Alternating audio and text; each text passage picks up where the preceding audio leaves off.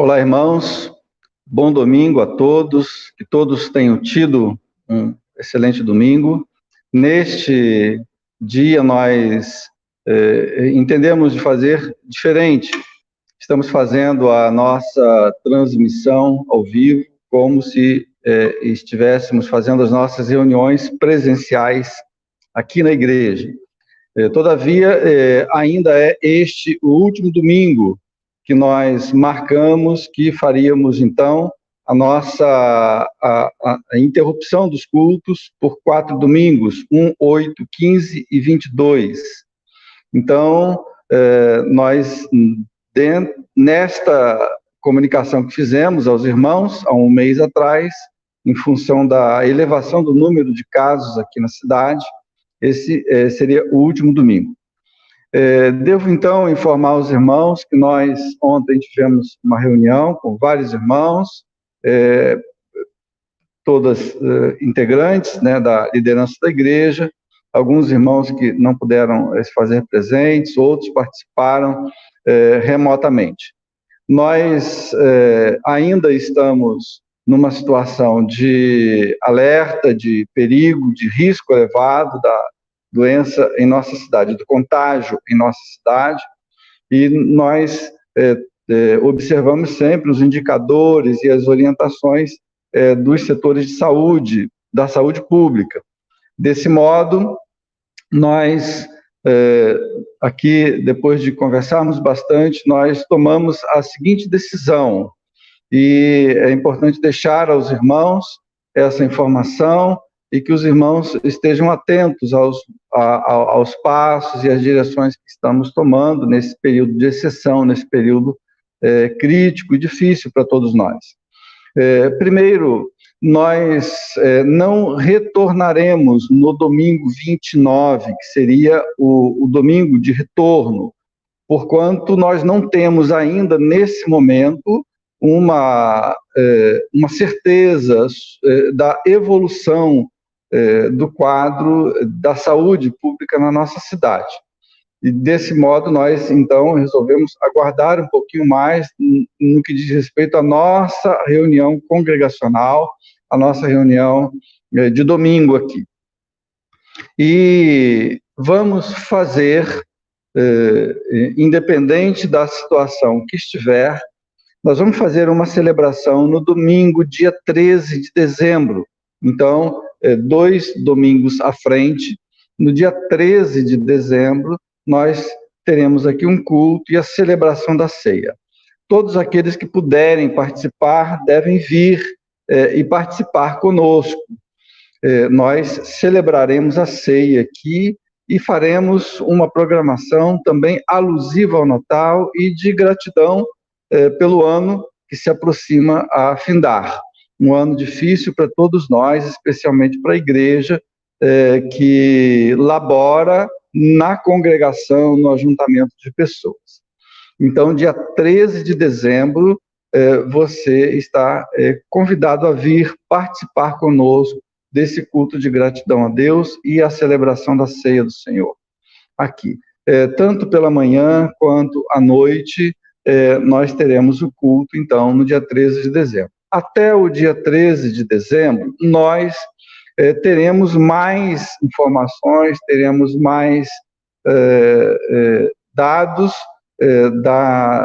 dos órgãos de saúde para que nós possamos tomar uma decisão clara acerca da continuidade.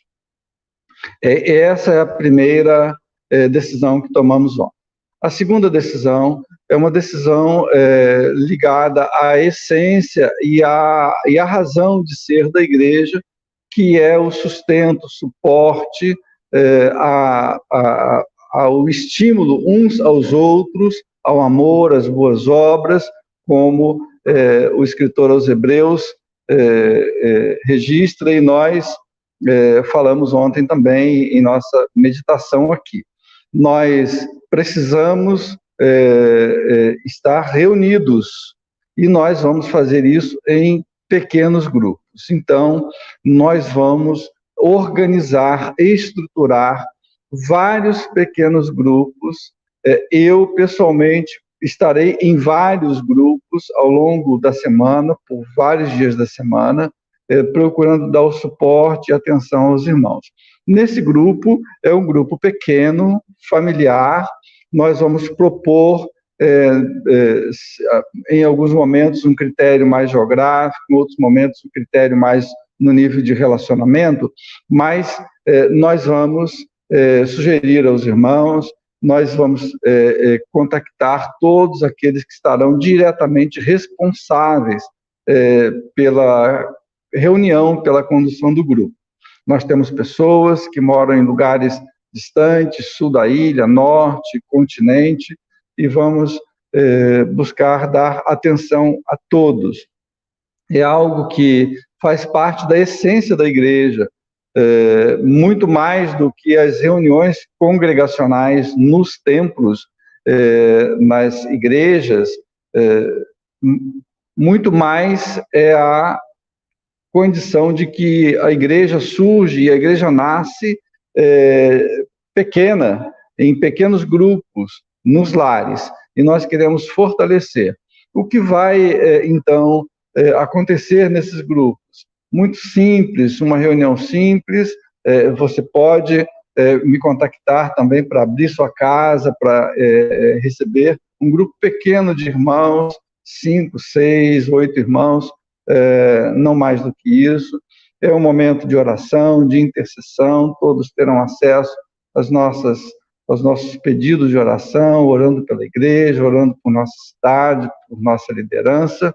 Momento em que a palavra deve ser lida e num nível devocional deve ser ministrada ao grupo. Uma reunião breve, porquanto ao longo da semana todos têm seus afazeres, e dessa forma nós queremos manter toda a igreja suprida, além das nossas ministrações semanais aqui, além das nossas mensagens de quarta-feira que o Daniel tem transmitido.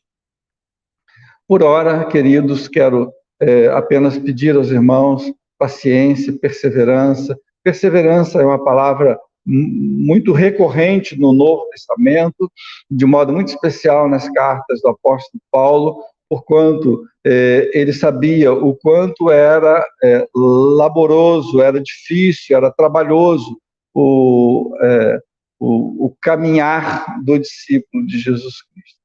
E ele sempre trazia e resgatava esta expressão, perseverança.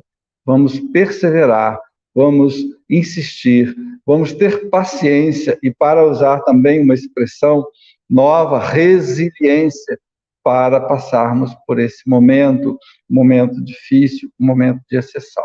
Nós vamos ler a Bíblia. Quero também dizer que o nosso encontro aqui é um encontro que eu sei, e muitos irmãos compartilharam ontem, às vezes a dificuldade de parar e de dar atenção a essa mensagem, a esse vídeo, nesse formato. Quero fazê-lo também de forma mais objetiva, mais simples, e dizer aos irmãos que muito mais do que lamento ou tristeza, saudade de ver a igreja. Estamos aqui agora no ambiente da igreja, a igreja vazia, poucas luzes, mas estamos já tentando trazer a nossa decoração de Natal também, mas é uma saudade das nossas reuniões. Sei que muitos irmãos estão passando experiências de cansaço, desgaste, ansiedade, usando até expressões como esfriamento, mas tudo isso eu quero dizer aos irmãos que faz parte desse processo que passamos. Vamos perseverar, vamos amar a igreja, amar a congregação, amar o estarmos juntos, e que isso seja o resultado do nosso caminhar, do nosso andar com Deus. Porque o Evangelho e a verdade que dependa das nossas reuniões, de fato, não é aquele Evangelho, o Evangelho de Jesus Cristo, que deve estar vivo e presente nos nossos corações, todo momento, todos os dias da nossa vida, e que sejam os nossos encontros, como esse também, encontros festivos, né? Alegrei-me quando me disseram, vamos à casa do Senhor. Estamos, e eu, linkando com os irmãos, estamos na casa do Senhor, convido os irmãos à alegria. A palavra de Deus diz que a alegria do Senhor é a nossa força, é o nosso ânimo para caminharmos. Quero, então, ler com você um texto da palavra de Deus e meditar nele. Vamos orar, recebemos pedidos de oração, queremos orar pelos irmãos que encaminharam os pedidos. Quero convidar você a abrir a sua Bíblia, e onde você estiver, no capítulo 17 do Evangelho de Mateus. Mateus, capítulo 17, versos 14 a 21. Mateus 17, de 14 a 21, vou fazer a leitura, vamos orar e vamos meditar na palavra de Deus nessa oportunidade. E quando chegaram para junto da multidão, aproximou-se dele um homem que se ajoelhou e disse: Senhor, compadece-te de meu filho, porque é lunático e sofre muito, pois muitas vezes cai no fogo, outras muitas na água. Apresentei-o aos teus discípulos, mas eles não puderam curá-lo. Jesus clamou: ó geração incrédula e perversa, até quando estarei convosco? Até quando vos sofrerei? Trazei-me aqui o menino. E Jesus repreendeu o demônio, e este saiu do menino, e desde aquela hora ficou o menino curado. Então os discípulos, aproximando-se de Jesus, perguntaram em particular: por que motivo não podemos nós expulsá-lo ou expulsar o demônio? E ele lhes disse: por causa da pequenez da vossa fé. Pois em verdade vos digo que se tiverdes fé como um grão de mostarda, direis a este monte: passa daqui para colar, e ele passará. Nada vos será impossível. Mas esta casta não se expele senão por meio de oração e jejum. Convido você a orar comigo. Senhor Deus e Pai, obrigado, Senhor, por essa oportunidade de estar falando aos irmãos, por essa oportunidade de lermos a Tua palavra, e que o Teu Santo Espírito, que está presente nesse lugar e em cada casa, em cada lugar onde as pessoas, os irmãos ouvem essa palavra, que seja Ele a ministrar nos nossos corações a mensagem dessa noite. Em nome de Jesus, nos ajude como igreja, nos ajude a perseverar no caminho, na verdade, que é a vida de Jesus Cristo. Em nome dele, Jesus, é que oramos. Amém. Queridos, gostaria de lembrar aos irmãos que o contexto imediato dessa narrativa começa no capítulo anterior, no capítulo 16, e o momento em que Jesus Cristo se desloca com seus discípulos da Galileia para o norte, próximo ao Monte Hermon, em uma cidade chamada Cesareia de Filipe, capítulo 16, verso 13, mais ou menos 40 quilômetros acima. Então, havia essa cidade, Cesareia de Filipe, e ali Jesus Cristo deixa os discípulos e pega consigo Pedro, João e Tiago, e vai a um alto monte, o Monte Hermon, e neste alto monte há um momento de transfiguração, um momento em que ali eles presenciam Jesus Cristo conversando com Moisés, com Elias. Há também a manifestação da presença de Deus falando aos discípulos, dizendo: este é o meu filho amado, a ele ouvi. E dessa forma, então, os discípulos ficaram como que mortos, desmaiados, e Jesus Cristo ergue-os, e eles, então, não veem ninguém a mais, senão Jesus, apenas Jesus. Essa é a narrativa que lemos no capítulo 17, no domingo passado. E temos falado de que espiritualidade nós devemos buscar, almejar nesses momentos difíceis, nesses momentos de exceção. E que nós vimos, então, que é um momento em que há uma declaração de Pedro, que tu és o Cristo, Filho do Deus vivo, e essa declaração, Jesus Cristo disse que não é uma declaração que é tirada do intelecto, da compreensão, da razoabilidade humana, mas é uma revelação do Espírito Santo no coração do homem, de qualquer homem, e Jesus Cristo, então, passa a explicar a estes discípulos que havia necessidade de que ele fosse a Jerusalém, e que lá em Jerusalém ele padeceria muitas coisas, seria morto pelos judeus e seria depois, ao terceiro dia, ressuscitaria ao terceiro dia. Ele, nesse texto, nesses 20, 30 versículos que temos aqui de ambiente, nós percebemos 3 momentos que Jesus Cristo dá essas orientações, e Jesus Cristo, então, também, vendo que Pedro o recomenda que não seguisse esse caminho, Jesus Cristo repreende aquela manifestação espiritual contrária do diabo a partir da vida de Pedro. Isso eu estou só fazendo essa narrativa do que nós vimos. E também Jesus Cristo, nesse momento, diz: se alguém quer vir após mim, a si mesmo se negue, tome a sua cruz e siga-me, pois quem quiser salvar a sua vida, perdê-la.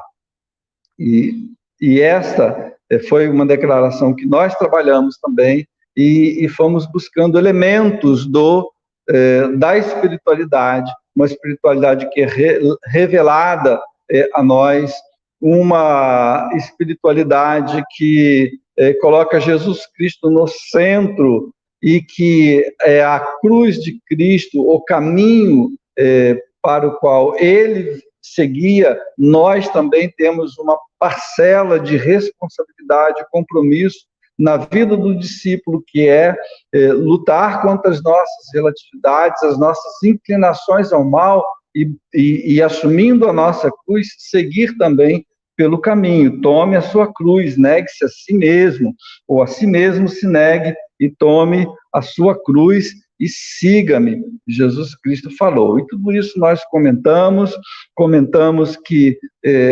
esta relação com Deus acontece dentro da nossa história, dentro do nosso contexto, onde nós entramos já no capítulo 17, falamos da centralidade de Cristo. Então, quando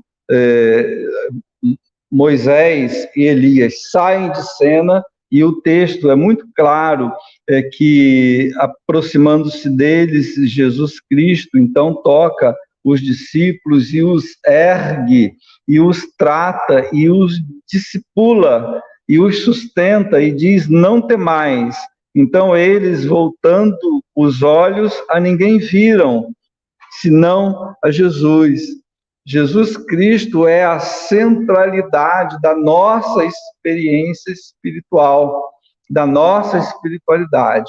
Qualquer igreja, qualquer doutrina, qualquer liderança que aponte algo complementar a Cristo Jesus, a Jesus, o Cristo de Deus crucificado, ungido de Deus, crucificado, Deus no nosso meio, qualquer doutrina que aponte algum desvio ou alguma complementaridade a esta verdade é doutrina de demônios, como o apóstolo Paulo mesmo, escrevendo aos Tessalonicenses, nos alerta, de tal modo que a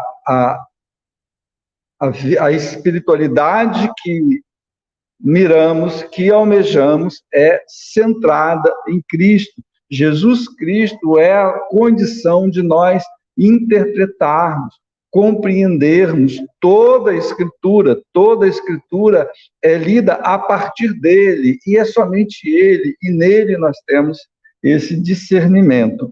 E não mais é necessário outros elementos, outros suportes. E aqui nós estamos falando de Elias, estamos falando de Moisés, de tal modo que dentro da cultura e da religião judaica, muitas coisas que a Bíblia já está, que relata dessa forma, muitas coisas já não têm validade, porquanto não tem conexão na vida prática do Evangelho, do discípulo de Jesus Cristo. Todavia, nós temos um momento que esses discípulos, Pedro, João e Tiago, juntamente com Jesus, descem do monte. Só para nos lembrarmos que a espiritualidade que desejamos para a igreja não é uma espiritualidade condicionada ao monte.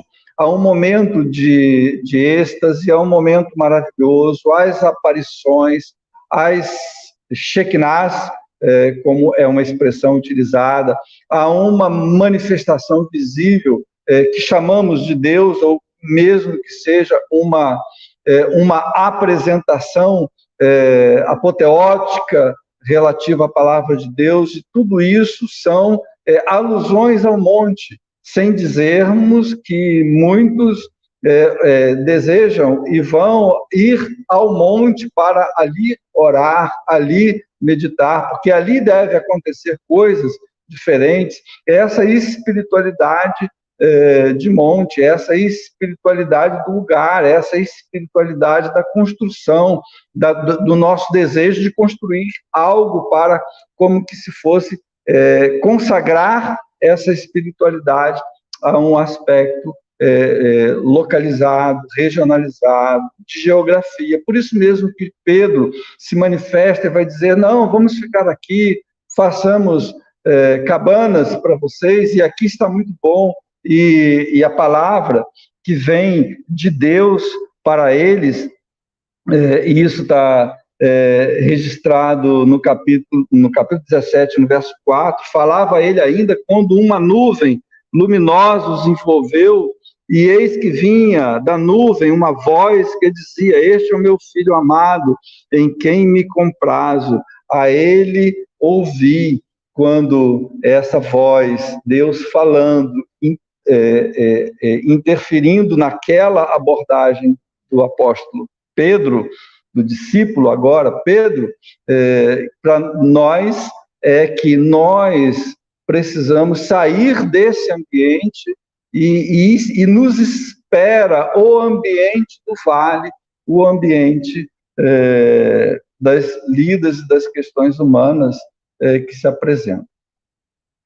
Fiz essa recuperação porque o texto que nós lemos é o texto do vale, e a palavra de Deus que começa dizendo, como nós lemos, e quando chegaram junto à multidão, depois que desceram, passado um dia que eles foram despertados do susto, do medo, da voz que ouviram na nuvem, e depois sendo erguidos por Jesus Cristo, e ali viram ninguém mais, apenas a Jesus Cristo, e eles desceram, no verso 9, desceram do monte, Jesus Cristo deu mais algumas recomendações a eles, e descendo do monte, chegam então ao lugar, e no vale está então fora dessa realidade, dessa experiência, dessa manifestação visível do espiritual,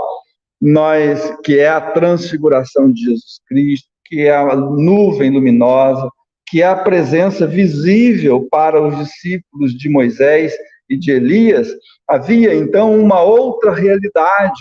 A igreja é chamada a uma outra realidade. A igreja aqui, na representação de Pedro, João e Tiago, eles precisam descer, e lá existem demandas, lá existem questões, E nós precisamos entender que existimos, quanto igreja, nesse contexto de demandas humanas, demandas simples, muitas vezes, mas que se configuram extremamente impossíveis à igreja.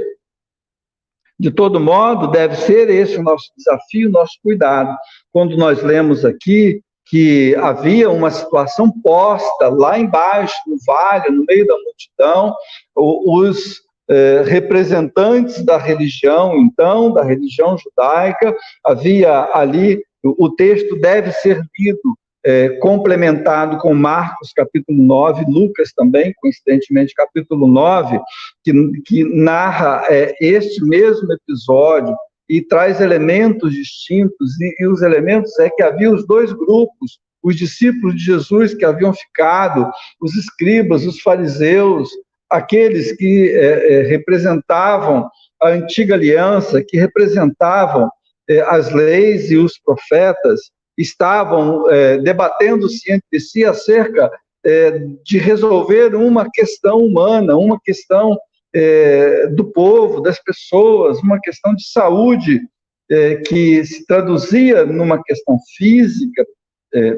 psicológica ou da mente, porquanto esse jovem era um lunático e sofria muito, mas que também nesta desproteção da nossa condição de compreender, e a fé vem pelo ouvir e ouvir a palavra de Deus, nesta mente desprotegida é também ambiente propício para que manifestações espirituais, demoníacas, se apossem, se apoderem dessa vida. E parece ser este o caso, e esses, então, Jesus Cristo pergunta o que está acontecendo, e eles dizem, e eles, não a igreja, ou a igreja que nasce, que está nascendo na figura dos discípulos, ou a igreja do passado, a igreja na representação dos escribas, dos fariseus, aqui, quem vai dizer o problema, quem vai dizer o que está acontecendo é quem sofre e quem vive a dificuldade, o drama. Por isso mesmo que o olhar da igreja, muitas vezes, focado apenas no aspecto espiritual, ou eu diria que muitas vezes a leitura da palavra de Deus, às vezes, numa intenção e num desejo desfocado, faz com que a igreja não cumpra o seu papel de olhar e ouvir ao necessitado. Quando Jesus Cristo diz que o pequenino precisa de suporte, precisa de ajuda, precisa ser acolhido, precisa ser atendido, e nisto nós cumprimos o nosso papel de discípulo. Nós vemos aqui que quem dá a problemática, quem traz a questão é o próprio pai. E o pai diz, olha, eu apresentei eles aos teus discípulos. E parece que nos outros textos nós percebemos também que os outros religiosos tentaram também ajudar ou de alguma forma interferir naquela questão, mas eles não puderam curá-lo. Jesus exclama, então, geração incrédula e perversa. Interessante que essa expressão tem alguma relação com nosso encontro de ontem, quando nós,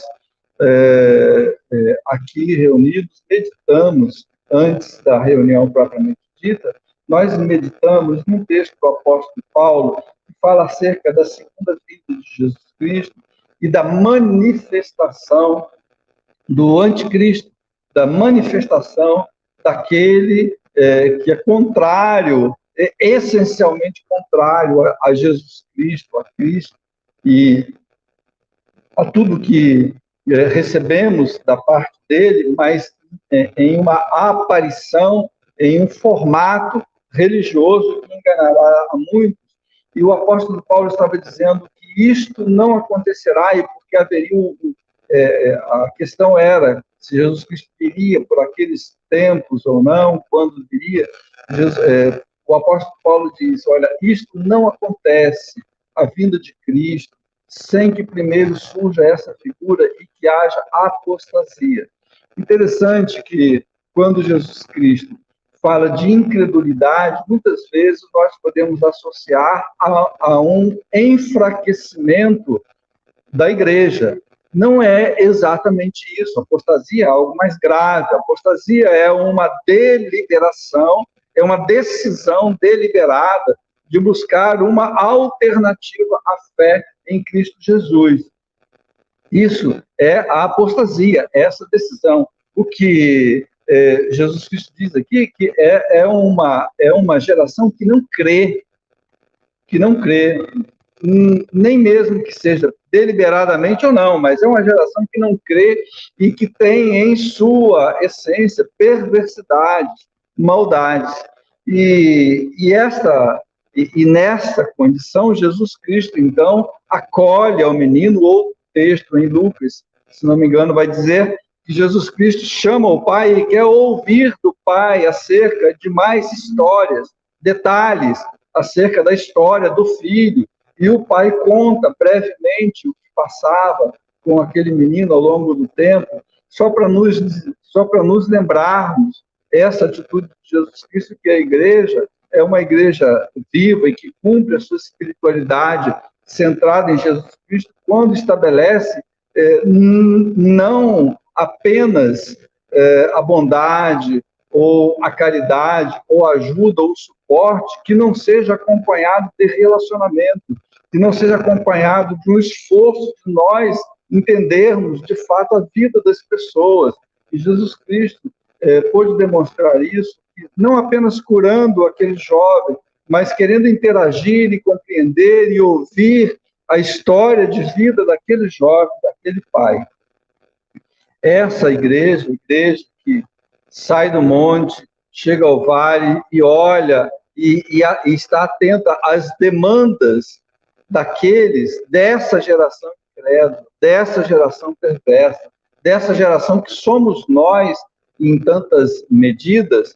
Nós entendemos que essa espiritualidade da realidade da igreja real, da igreja que vive a experiência do vale. Eu queria finalizar essa breve meditação acerca de princípios e verdades da palavra de Deus, do que nós devemos viver como igreja, de como devemos viver como igreja, e o que realmente importa para nós é quando os discípulos perguntam: mas Jesus, por que nós não conseguimos? Pareceu tão fácil para o Senhor expulsar aquele demônio, né? E Jesus repreende o demônio e esse sai do menino, e o menino é curado imediatamente. No outro texto vai dizer que ele se convulsiona, o demônio, para sair, e ele fica como que meio morto. Jesus o acolhe, o recebe, o toma de volta. E os discípulos, então, perguntam a Jesus, né, por que motivo não podemos nós expulsar? E aqui há uma questão bastante interessante que se introduz uma temática, que é a temática do jejum. Não na resposta de Jesus, porque a resposta de Jesus é uma resposta muito, muito simples, muito clara. Diz: olha, vocês não puderam curá-lo por causa da pequenez da vossa fé. Apenas isso. Apenas porque nós bebemos de uma geração incrédula, uma geração que não crê. E só abrindo parênteses, que nesse contexto também, as pessoas que vão buscar a ajuda de Jesus Cristo, muitas vezes vão dizer isso, como esse pai também: eu creio, mas me ajude na minha pouca fé. Interessante que a razão, o motivo pelo qual os discípulos não puderam expulsar aquele demônio, não tiveram autoridade sobre aquela condição espiritual que vivia aquele menino, aquele rapaz, era que eles tinham pouca fé. Na minha Bíblia, talvez na sua também, lá embaixo, no verso 21, o verso 21 é um dos textos que está entre colchetes, onde diz: mas esta casta não se espere senão por meio de oração e jejum. Provavelmente seja um texto que não estão em todos os manuscritos, as cópias mais antigas que temos.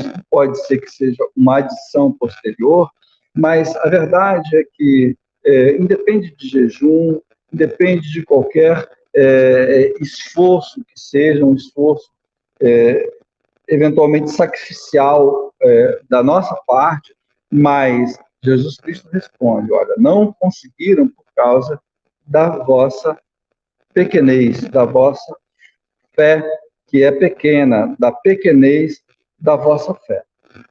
Só para não temos que entrar em detalhes sobre essa questão do jejum e tal, não é o tema agora, mas uma segunda grande mensagem que temos, a primeira é que a igreja que desenvolve uma espiritualidade centrada em Cristo é uma igreja que olha para a realidade histórica, a realidade de vida, a realidade das pessoas, a realidade dos necessitados, e na medida da sua força, busca fazer alguma coisa, interagindo e vendo que, nesse contexto, nós cumprimos a nossa função como igreja. A segunda verdade é que isto não deve ser, e não é almejado, não deve ser almejado por qualquer coisa que venha aparecer para nós mesmos sacrifício, porque isto não vem de nós, é dom de Deus, é graça de Deus. Por isso que esse tema jejum, ele entra aqui e muitas vezes, em muitos momentos, confunde muitas pessoas, mas que, na verdade, a nossa autoridade sobre as realidades espirituais, elas estão ligadas à nossa condição de entrega, de fato, à verdade do Senhor Jesus Cristo, ao cuidado dele nas nossas vidas. E muitas vezes até cremos, mas a nossa fé é uma fé diminuta. Jesus Cristo falou: não tem problema, se vocês têm fé, vocês poderão fazer coisas impossíveis. Agora, nós não devemos, como igreja centrada em Cristo, adotar e chamar para a nossa espiritualidade, nosso caminho do discípulo, sacrifícios pessoais, como se fossem elementos de troca para com Deus. Quero dizer que o jejum tem o seu valor e deve ser aplicado nas suas condicionantes, mas só para nos lembrarmos que o que compete a nós, necessariamente, não é sacrifício, mas é desenvolvermos, empenharmos a nossa fé no sentido de alcançarmos as vidas, de aliviarmos e de cuidarmos dos pequeninos que o Senhor nos coloca diante da igreja e que chegamos a alcançar no vale, na realidade da igreja. Gostaria que essa palavra ficasse no seu coração, que você recebesse como sendo uma instrução do Senhor Jesus Cristo.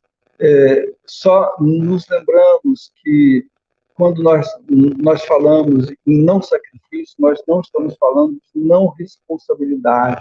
Todo o nosso empenho, todo o nosso esforço, e agora nós vamos nos reunir em grupos, reestruturar os pequenos grupos, de fato, pequenos grupos de suporte uns aos outros, como a palavra de Deus diz. Isso não demanda sacrifício, mas demanda compromisso, responsabilidade, dedicação, perseverança nesse caminho que nós escolhemos.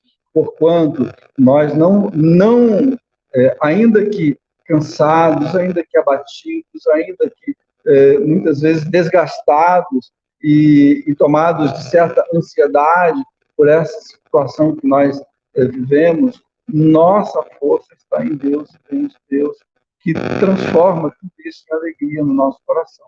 E por isso mesmo, nessa condição mesmo, que eu convido você a viver essa espiritualidade maravilhosa, que tem aqui nesse contexto que nós lemos.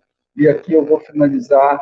Tem mais uma mensagem só que nós vamos fazer ligados a Atos dos Apóstolos, provavelmente já no próximo domingo, mas eu convido você a essa jornada de fé, essa jornada de compromisso, essa jornada de saber que há momentos, de fato, que temos experiências maravilhosas, mas a igreja vive essa realidade de viver e de expressar o amor de Cristo em meio a uma geração incrédula e perversa, a uma geração que vive muitas vezes alheia às coisas de Deus, e nós estamos aqui, somos colocados aqui para demonstrar o amor de Deus. Não só demonstrar por palavras, mas por vida, por gestos, por esforço, por atitude, e que isso não configura para nós sacrifício credencial diante de Deus, mas uma alegria por podermos participar, tomarmos a nossa parcela de responsabilidade e seguirmos no caminho de Jesus Cristo, com a verdade. Feche seus olhos, nós vamos orar.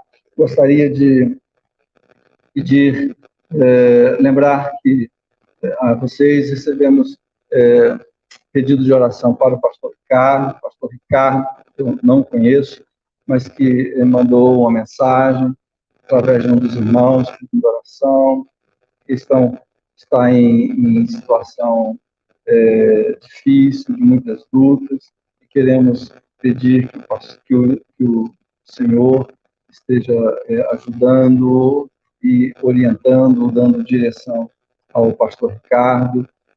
Também o pedido de oração pela família da irmã Leninha, recebi aqui a mensagem do Marco Antônio também, a saúde da irmã Leninha, as diversas demandas que os irmãos têm passado. A igreja também, através dos irmãos, tem dado suporte, tem dado apoio.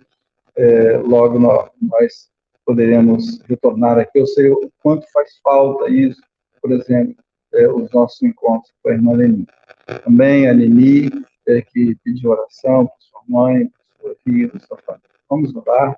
Quero pedir aos irmãos que estejam atentos aos avisos e não se esqueçam, dia 13 de dezembro, nós nos reuniremos para a celebração da ceia. Se você puder, você venha, participe conosco. Ok? Vamos orar.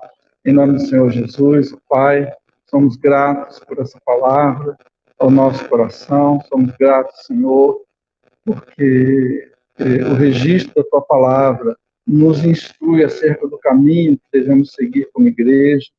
Pedimos, Senhor, que o Senhor nos ajude a perseverarmos, a insistirmos, ó Pai, diante de tantas adversidades, diante de tanta incredulidade, diante de tanta perversidade no nosso meio, nós insistirmos em sermos e vivermos uma experiência de uma comunidade de amor, de pessoas que se amam, de pessoas que se cuidam, de pessoas que se importam umas com as outras. Como igreja, Senhor, queremos ser essa luz, ser esse amparo, esse suporte a todos que buscarem.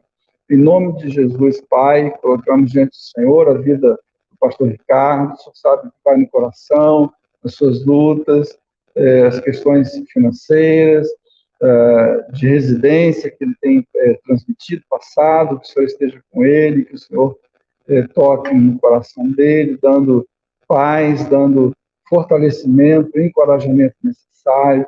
Também a família da irmã Leninha, todos ali, Marco Antônio, Senhor, que todos tenham a direção do Senhor sobre todos os desafios que eles têm passado, tanto na área de saúde, como na área dos negócios, da família, que o Senhor esteja com eles.